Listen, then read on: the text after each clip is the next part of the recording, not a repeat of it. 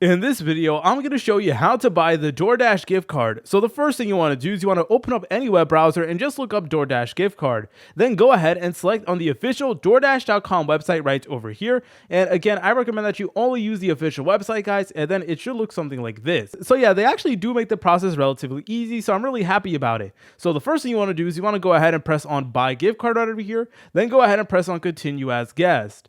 Then it is going to bring you to a page that looks like this, and then you want to go ahead and select on the amount that you want your gift card to be. So let's say for this video we wanted to go ahead and give a $25 gift card. We can go ahead and do that really quickly, and here is where things get really important. You want to go ahead and select on a delivery option. Now we could either send this gift card as an email, a text message, or mail, so it really is up to you. And you want to go ahead and enter in your recipient's name over here, and depending on what you pick, you will want to go ahead and enter in either their email, their phone number, or their address over here. So it's really important that you guys go ahead and actually follow all this information.